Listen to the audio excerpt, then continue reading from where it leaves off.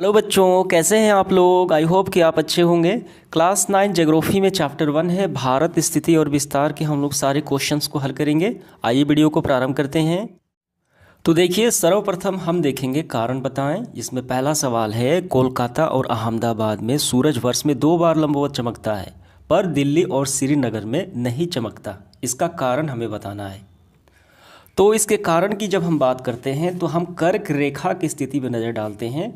कर्क रेखा जिसे 23 degree 30 minute उत्तरी अक्षांश इसे कहा जाता है। ठीक है, ये स्थिति है, भारत के बीच से गुजरती है। ठीक है, इस रेखा के उत्तर वाले भूभाग में सूरज की किरणें कभी लंबवत नहीं पड़ती, अतः उत्तर वाले जो है वो शीतोष्ण क्षेत्र बन जाता है। ठीक है, और कर्क रेखा के दक्षिण भाग में सूर्य की किरणें किसी न किसी स्थान पर वो किसी समय लंबवत अवश्य पड़ती है, अतः यह उष्ण क्षेत्र के अंतर्गत आता है। तो क्या समझ में आया। तो कर्क रेखा के उत्तर वाले भूभाग में सूर्य की किरणें कभी लंबवत पड़ती ही नहीं। तो यहाँ पे समझिए, ये हो गया आपका नॉर्थ और ये हो गया साउथ, ये ईस्ट और वेस्ट, तो ये हो गई कर्क रेखा। ठीक है, तो कर्क रेखा भारत के बीचों बीच 8 राज्य से होकर गुजरती है। तो कर्क रेखा के उत्तर में देखिए, ये कर्क रेखा है, उसके उत्तर में क्या बसा है, देखिए यहाँ पे ये दिल्ली है। तो यहाँ पे सूर्य की किरणें जो है वो लंबवत नहीं पड़ती। ठीक है, और कर्क रेखा के नीचे दक्षिण क्षेत्र में इस साइड यहाँ पे पश्चिम बंगाल यानी कोलकाता है, यहाँ पे गुजरात यानी अहमदाबाद है। ठीक है, तो कर्क रेखा के दक्षिण यानी नीचे है, तो यहाँ पे 2 बार लंबवत चमकती है। समझ में आ गया। तो ये स्थिति कर्क रेखा के कारण ही होती है। तो इसका आंसर हम ऐसे करेंगे, इसका मुख्य कारण है कोलकाता और अहमदाबाद कर्क रेखा के नीचे उष्णकटिबंधीय क्षेत्र में स्थित है, इस कारण यहाँ साल में 2 बार सूरज लंबवत चमकता है। ठीक है, वहीं दिल्ली और श्रीनगर में कर्क रेखा के ऊपर यानी शीतोष्ण कटिबंधीय क्षेत्र में स्थित है, इसलिए यहाँ पे लंबवत नहीं चमकता। समझ में आ गया इसका कारण। दूसरा सवाल देखिए, जम्मू और कश्मीर लद्दाख, ये आपको ध्यान देना है। यहाँ पे ये दोनों एक ही में लिया गया है, जम्मू और कश्मीर या लद्दाख और कन्याकुमारी में दिन रात की अवधि में अंतर क्यों है। ठीक है, तो आइए इसका कारण हम समझते हैं। तो इसका मुख्य कारण है अक्षांशीय दूरी बढ़ने से। ठीक है, अक्षांश से जितना दूर होगा कोई राज्य, तो वहाँ पे क्या होगा, वहाँ पे दिन और रात की अवधि जो अंतर है वो बढ़ेगी।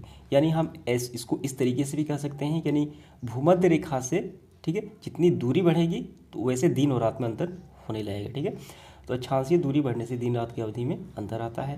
केरल और तमिलनाडु जहाँ छोटे एवं सबसे बड़े दिन 45 मिनट का अंतर होता है, वहीं लेह, ठीक है, यानी ये कश्मीर क्षेत्र है, लेह में यह अंतर 5 घंटे का हो जाता है। तो इसको और अच्छे से हम लोग समझ कर आंसर करते हैं। तो इसको पहले आप थोड़ा समझिए। देखिए, ये पूरा क्या है, ये पूरा पृथ्वी है यानी ग्लोब है, और इसे 2 भागों में बांटा जाता है भूमध्य रेखा द्वारा। ऊपर वाला ये नॉर्थ पोल, नीचे वाला साउथ पोल। ये नॉर्थ पोल में भारत स्थित है। तो हम अक्षांश में जब देखते हैं तो भारत की स्थिति उत्तरी अक्षांश में है, भारत यहाँ पे है। ठीक है, तो यहाँ से और यहाँ तक, तो यहाँ से देखिए सबसे ऊपर हो जाएगा जम्मू कश्मीर और सबसे नीचे हो जाएगा कन्याकुमारी। ठीक है, यानी इसको हम ऐसे देखेंगे, यहाँ से देखिए उत्तरी अक्षांश, यानी ये दोनों ही कहाँ है, देखिए उत्तरी अक्षांश ये 8 डिग्री 4 मिनट और ये हो गया 37 डिग्री 6 मिनट। ये दोनों ही स्थिति है, यानी भारत की पूरी स्थिति है वो उत्तरी अक्षांश में ही, इसलिए दोनों को उत्तरी अक्षांश ही कहा जाता है, 8 डिग्री 4 मिनट और 37 डिग्री 6 मिनट। और यहाँ पर से गुजरती है क्या, भूमध्य रेखा। तो भूमध्य रेखा का नज़दीक कौन सा शहर है, यहाँ पे बसता है हमारा कन्याकुमारी। ठीक है, ठीक है, यहाँ पे कन्याकुमारी है। और जम्मू कश्मीर देखिए कहाँ है, लद्दाख सबसे ऊपर है, यानी भूमध्य रेखा से काफ़ी ऊपर है। ठीक है, हम ऐसे करेंगे, कन्याकुमारी भूमध्य रेखा के नज़दीक स्थित है। ठीक है, या नीचे स्थित है, भारत के सबसे निचले छोर में स्थित है। ठीक है, यानी साउथ जोन में, जहाँ वर्ष भर सूर्य सिर के ऊपर चमकता रहता है और दिन में रात अंतराल लगभग बराबर होता है। वहीं भूमध्य रेखा से दूर होने के कारण कश्मीर में दिन और रात का अंतराल अधिक होता है, लगभग 5 घंटे का हो जाता है। समझ में आ गया। तो यही इसका आंसर। तीसरा सवाल देखिए, अरुणाचल प्रदेश में गुजरात की अपेक्षा 2 घंटे पहले सूर्योदय क्यों होता है, इसका कारण बताना है हमें। तो इसका मुख्य कारण है देशांतरीय विस्तार का प्रभाव समय पर पड़ता है। ठीक है, यानी देशांतर के हम यहाँ से करेंगे, देखिए देशांतर की दूरी ग्रीनविच यानी ब्रिटेन से मापी जाती है, जो यूके में है। जी, जैसे जैसे हम पश्चिम की ओर पूरब से ओर बढ़ते हैं, पश्चिम से पूरब की तरफ बढ़ते हैं, तो समय बढ़ता जाता है। ठीक है, और 15 डिग्री देशांतर दूरी लगभग 1 घंटे का अंतर आता है। ठीक है, और टोटल देशांतर कितना है, टोटल है आपका 30 का अंतर होता है। ठीक है, तो इस कारण अरुणाचल प्रदेश जिस समय सूर्योदय होता है ठीक उसके 2 घंटे बाद गुजरात के कक्ष में क्या होगा, वहाँ पे बाद होगा। ठीक है, जैसे पश्चिम से हम पूरब की तरफ जाएंगे तो या इसमें और इसमें अंतर कितना है, तो ये 30 डिग्री देशांतर का अंतर होता है। ठीक है, तो इसी को पार करने में 2 घंटे का समय लग जाता है। समझ में आ गया। इसके बाद देखिए अति लघु उत्तरीय प्रश्न देखेंगे। पहला है भारत की अधिकतम लंबाई उत्तर से दक्षिण कितनी है, वो बताना है हमें। तो इसका आंसर हम ऐसे लिखेंगे, भारत के उत्तरी छोर से दक्षिण छोर की लंबाई टोटल है 3214 किलोमीटर। यहाँ पर भी उत्तरी छोर, ये रहा दक्षिणी छोर। ठीक है, तो यहाँ भी लंबाई हम जब देखते हैं 3214 किलोमीटर है। ठीक है, तो इसका आंसर हमें यही लिखना है। दूसरा सवाल देखिए, भारत के किस राज्य में सूर्यास्त सबसे पीछे होता है, तो गुजरात के कक्ष में होता है। पहले कहाँ होता है, अरुणाचल प्रदेश में होता है। ठीक है, दोनों में 2 घंटे का अंतर होता है। ये देशांतरीय विस्तार यानी अंतर के कारण होता है। तो आपका आंसर हो जाएगा गुजरात में 2 घंटे बाद होता है। ठीक है, इसके बाद देखिए तीसरा, कर्क रेखा भारत के किस भाग से गुजरती है, तो ये भारत के बीचों बीच ये गुजरती है। तो यहाँ पे देखिए कर्क रेखा भारत के 8 राज्यों से होकर गुजरती है, जो भारत के बीचों बीच होकर गुजरती है। जिन जिन राज्यों से होकर गुजरती है उसका नाम भी हमें बताना है। तो इसका आंसर हम कैसे लिखेंगे, तो इसका आंसर हम ऐसे लिखेंगे, कर्क रेखा इसकी स्थिति जो है, कर्क रेखा की ये स्थिति है। ठीक है, 23 डिग्री 30 मिनट उत्तर अक्षांश। ठीक है, कर्क रेखा की स्थिति हो गई। भारत के बीच से 8 राज्यों से गुजरती है, जिनमें से देखिए राज्य भी हमें बताना है, गुजरात, राजस्थान, मध्य प्रदेश, छत्तीसगढ़, झारखंड, पश्चिम बंगाल, त्रिपुरा और मिजोरम। ये आपका पूरा आंसर हो गया। इसके बाद हमारा प्रारंभ होता है लघु उत्तरीय प्रश्न। देखिए क्या है पहला, भारत किस महासागर के शीर्ष पर स्थित है, तो आपको आंसर लिखना है भारत की स्थिति हिंद महासागर के शीर्ष पर है। समझ में आ गया, बस यही हो गया। दूसरा सवाल देखिए, क्षेत्रफल की दृष्टि से भारत से बड़े सभी देशों के नाम हमें बताना है। देखिए सबसे पहले हम ये लाइन लिखना प्रारंभ करेंगे, भारत विश्व के 7 विशाल देशों में से एक है। इसका क्षेत्रफल 32.8 लाख वर्ग किलोमीटर है और दुनिया का 7वां बड़ा देश होते हुए इसका क्षेत्रफल विश्व में स्थल भाग में, ठीक है, यानी पूरे विश्व में 2.4% है। ठीक है, ये भूभाग हो गया, स्थलीय भाग हो गया।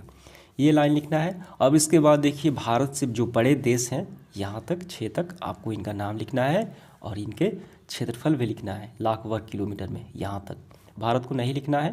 ठीक है, समझ में आ गया, क्योंकि ये भारत से बड़े हमें बताना है, ये सब भारत से बड़े हैं। तीसरा सवाल देखिए, भारत किन अक्षांशों और देशांतर के बीच स्थित है। काफ़ी इंपॉर्टेंट सवाल है ये, काफ़ी ध्यान से आपको समझना है इसको। पूरा क्या है, ये पूरा आपका विश्व का ग्लोब हो गया। ठीक है, इसमें सारे देश महासागर सभी आते हैं। तो यहाँ पे भारत है, तो ये हो गया भूमध्य रेखा, इसे विषुवत रेखा भी कहा जाता है। ये पृथ्वी को 2 भागों में बांटती है, ऊपर वाला उत्तरी और नीचे वाला दक्षिणी ध्रुव। ठीक है, north pole, south pole. Bharat की स्थिति देखिए कहाँ है, भारत उत्तरी ध्रुव में है, यानी इस भाग में है, ऊपर वाले भाग में, नीचे नहीं है। ये पूरा ऊपर वाला भाग कहलाता है उत्तरी अक्षांश। ठीक है, ये नॉर्थ पोल में है। तो भारत की स्थिति यहाँ से यहाँ तक हमें बताना है। तो यहाँ से, ठीक है, ऐसे ऐसे जब हम देखेंगे ये भी उत्तर में ही, ये पूरा तो उत्तर में ही होगा, तो इसलिए ये भी उत्तर में होगा और ये भी उत्तर में होगा। ठीक है, ऐसे जो रेखाएं खींची जाती हैं। समझ में आ गया, यानी यहाँ पे आप देखते हैं तो 8 डिग्री 4 मिनट ये उत्तरी अक्षांश हो गया। देखिए ये वाली रेखा ऐसे, ये वाली उत्तरी अक्षांश, और ये देशांतरीय रेखा हो गई, ये देशांतरीय विस्तार से कहते हैं। तो यहाँ से हम देखते हैं 8 डिग्री 4 मिनट। ठीक है, तो ये रहा 8 डिग्री 4 मिनट यहाँ से। ठीक है, तो ये उत्तरी अक्षांश में है, ये पूरा ये उत्तर में ही है।